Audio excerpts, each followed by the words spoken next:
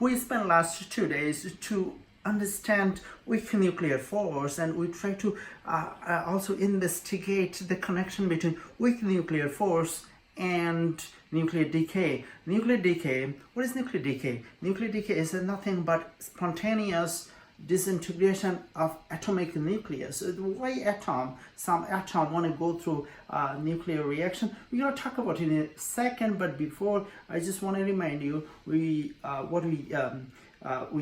spent 2 days to understand the difference between two types of reaction: the chemical reaction and then the nuclear reaction. There are 5 types of chemical reaction we discussed in the class last 2 days. They are as follows: the synthesis,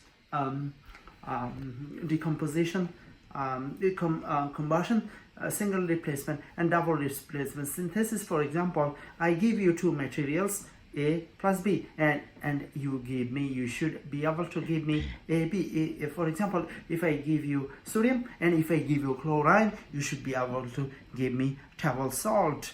The decomposition is the other way around. I give you A, B, you should be able to separate them, and you should be able to give me A and B isolated. For example, if I give you water, you should be able to give me H2 plus O2. And we also talk about the combustion, like burning, CX,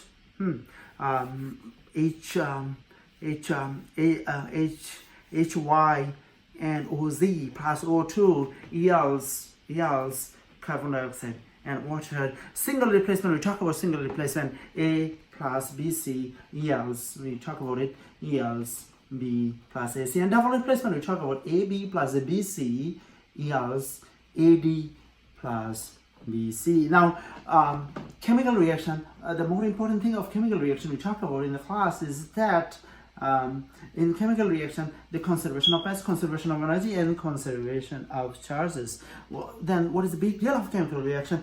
That the redistribution of electrons. That's the big deal of chemical reaction.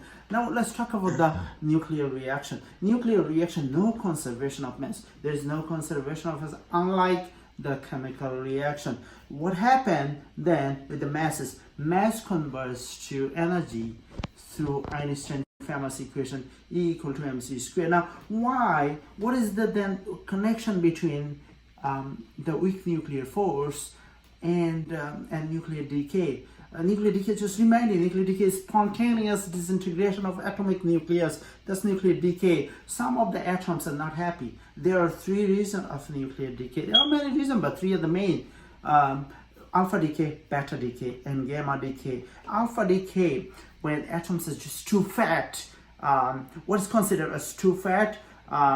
When an atom, for example, a given atom has too many protons inside the nucleus, then the strong force cannot hold it together. You know, the strong force try to hold it together when the electric force inside the nucleus repel all the proton, because protons are negative. What is beta decay? Beta decay, it happens because when some of the atoms, like we talk about in the classroom, tritium has three neutrons, positively charged.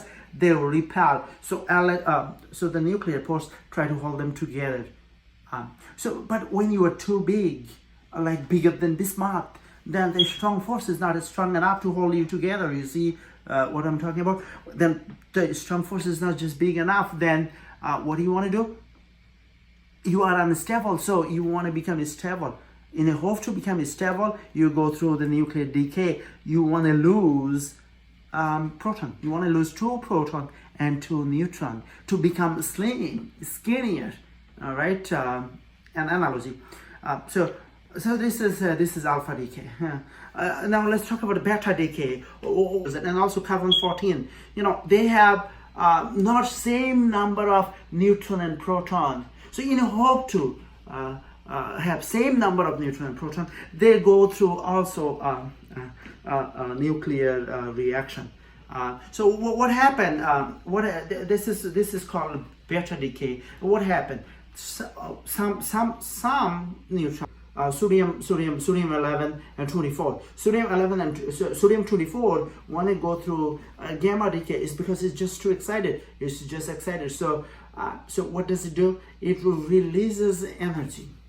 It releases energy in the form of photon to return to the ground state. So the gamma decay, in gamma decay, so that's gamma decay. Now let's talk about the connection between half-life and nuclear reaction. So let's consider radium. Radium, let's say you have 120 gram radium in the lab. Okay. Now and you want to find how much radium will left. How much radium will be left? Now you have 120 gram radium. How much radium will left after 44 days? Given the fact that the radium half-life is 11 years. Okay. So what are you gonna do? Very simple. So then how many half-life you have? 4, because 44 divided by 11 is 4. So you have 4 half-life.